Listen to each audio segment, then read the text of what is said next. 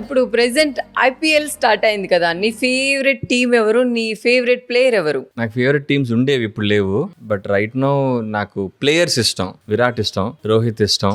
వాళ్ళు బాగా ఆడితే చూడాలని కోరుకుంటా. వీళ్ళు గెలవాలి వాళ్ళు గెలవాలని అనుకున్నాను. ఆ రోజు ఎవరు బాగా ఆడితే వాళ్ళు గెలవాలి అంతే.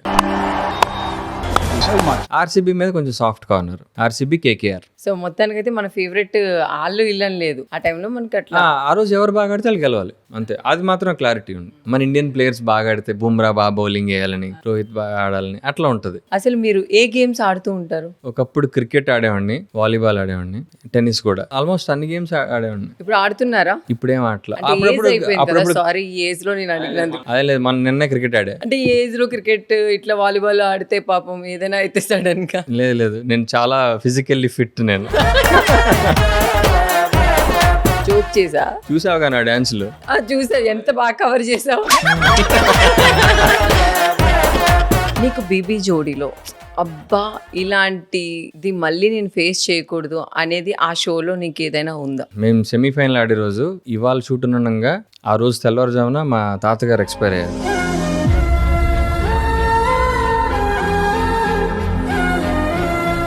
సెమీఫైనల్ ముందు నేను సత్య చాలా ఇబ్బంది పడుతున్నాం. టైఫాయిడ్ వచ్చింది, అవన్నీ చాలా కష్టపడి ఆడుతున్నాం అనమాట. సో అది ఇంకా డూ ఆర్ డై సిచ్యువేషన్. నేను మా ఊరు వెళ్ళాలా లేకపోతే ఇక్కడ షూట్ చేయాలా అన్న డౌట్లో ఉండే. అది సెమీఫైనల్. నేను వెళ్ళిపోతే మా టీం అందరిని వదిలేసినట్టు అవుతుంది. సత్యాన్ని, కొరియోగ్రాఫర్ని, వీళ్ళందరినీ. సరే ఛానల్ వాళ్ళతో మాది కొంచెం పర్ఫార్మెన్స్ ముందు పెట్టండి, నేను మా ఊరు వెళ్ళాలని అడిగాను.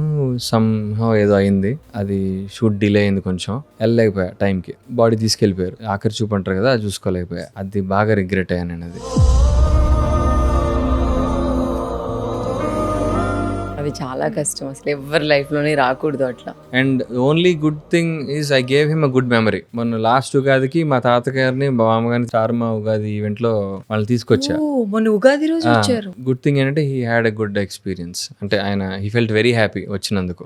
అందరికి చెప్పుకున్నాడు ప్రౌడ్ గా. సో మీకు అనిపించిందా ఇట్లా జరిగింది, జరగకూడదు, దేవుడి దయ వల్ల వింటే మీరు ఏదైనా చెప్పాలనుకుంటున్నారా? I'm happy that I gave him good memories because ఆయన చాలా ప్రౌడ్ గా చెప్పుకున్నాడు అందరికి వెళ్ళి. నా మనోడు ఇలా తీసుకొచ్చాడు, అందరికి చూపించాడు. అందరు చూస్తారు కదా టీవీ అనగానే. ఇంకేం కావాలి? He felt very happy. He smiled after very long time. ఆ రోజు మైక్ తీసుకుని మాట్లాడాడు ఆయన. నేను ఏం మాట్లాడతాడని అనుకున్నాను. చాలా బాగా మాట్లాడాడు ఆయన. మా చుట్టుపక్కల ఎక్కడైనా మా తాతగారి పేరు అలా యూజ్ చేసేవాళ్ళు. ఆయన పేరు వెంకటేశ్వరరావు గారు మనోడు, ఇది వెంకటేశ్వరరావు గారి ఇల్లు, అలా మాట్లాడుకునేవాళ్ళు. ఇప్పుడు అది ఎలా అయిందంటే అర్జున్ కళ్యాణ్ వాళ్ళ తాతగారు, ఇది అర్జున్ కళ్యాణ్ వాళ్ళ ఇల్లు, అట్లా అయిపోయింది మా ఊరు. మ్యాప్ లో కూడా అట్లనే ఉంటుంది. అండ్ చాలా ప్రౌడ్ గా చెప్పుకున్నాడు ఆయన. మా బామ్మ కూడా హీ ఫెల్ట్, అరే ఆయన లాస్ట్ మూమెంట్స్ లో చాలా మంచి మెమరీ ఇచ్చావు నువ్వు అని చెప్పి she also felt very happy. ఒక రకంగా happy he's in a better place because ఆయన లాస్ట్ 3 months గా చాలా సఫర్ అయ్యాడు. ఆయన హాస్పిటల్లో ట్రీట్మెంట్లో చాలా ఇబ్బంది పడ్డాడు.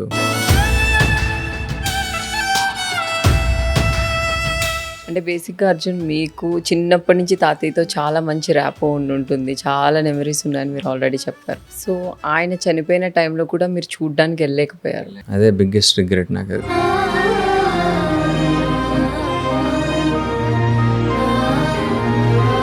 But yeah I'm with him. ఫిజికల్గా కాకపోయినా స్పిరిచువల్గా I guess I'm with him అనుకుంటా అంతే. He had a beautiful life. అంటే సారీ అట్లా ఏదైనా మాకు ఎలాంటి బాధ లేదు. He had a complete life. చాలా మంచిగా హీ సా ఎవ్రీథింగ్. పిల్లలు, మనవలు అందరినీ చూశాడు ఆయన. ఆయన జోక్స్ బాగా వేసాడు ఆయన. బట్ లాస్ట్ 1.5 year ఆయన మాట్లాడడం తగ్గించాడు. He became very closed person అయిపోయాడు ఆయన. We understood, okay his time is nearing అనే విషయం మాకు అర్థమైంది. అందుకని మా డాడీ మమ్మీ మా ఊరు షిఫ్ట్ అయిపోయారు. సో ఐ టోల్డ్ దెమ్ నాతో ఉండదు, మీరు తాతయ్యతో ఉండండి అని చెప్పి వాళ్ళతో ఉండడం జరిగింది. వాళ్ళు I'm happy that my father is with him all the time. He was there. ముందు రోజు నైట్ కూడా అన్నాడంట మా నాన్నతోటి. హాస్పిటల్లో he was in intensive care with nurses and all. ఈ రోజు ఉండరా నాతోటి, పోనీ మనం ఇంటికి వెళ్ళిపోదాం అని అడిగాడంట. వచ్చేస్తాలే మార్నింగ్ వస్తా, కంగారు పడుకోని అన్నాడంట ఆయన.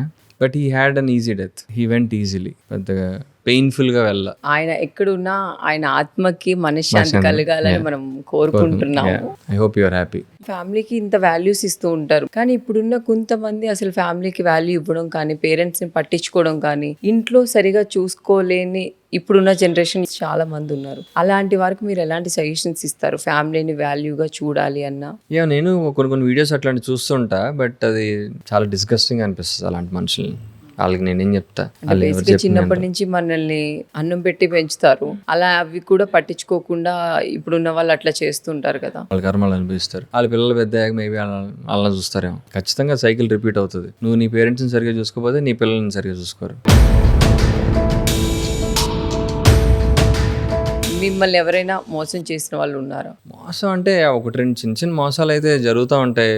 ఫ్రెండ్స్ నుంచి కానీ మన గురించి బ్యాడ్ గాసిపింగ్ చేయడం, ఆర్ వెన్నుపోటు ఇన్ ద సెన్స్ ఇండస్ట్రీలో మనం ఎక్కువ నమ్ముతూ ఉంటాం, వీళ్ళు ఇది చేస్తారని చెప్పి, ఆర్ ఈ ప్రాజెక్ట్ వర్కౌట్ అయ్యింది, ఇది వచ్చేస్తుంది, అట్లాంటివే ఒకటి రెండు కొన్ని మోసాలు అనుభవించాం. కానీ నథింగ్ బిగ్. ఒక మూవీ సైన్ చేసాము, డైరెక్టర్ నేనే హెల్ప్ చేశా కాస్టింగ్లోనో మిగతా వాటిలో. అతను ఏం చేశాడంటే ఓపెనింగ్ ఫంక్షన్ చేసి లాంచ్ చేసి ప్రొడ్యూసర్కి డబ్బులు తీసుకుని వెళ్ళిపోయాడు. We just used our names ఆ సినిమాని లాంచ్ చేయడానికి. చేసి ఆ ఫంక్షన్ ఫోటోలు అయిన ఎవరో US బేస్డ్ ఎవరికో పంపించి, ఇట్స్ వెరీ స్మాల్ అమౌంట్, ఎంతో 8 lakhs ఎంతో, అది తీసుకుని మాయమైపోయాడు.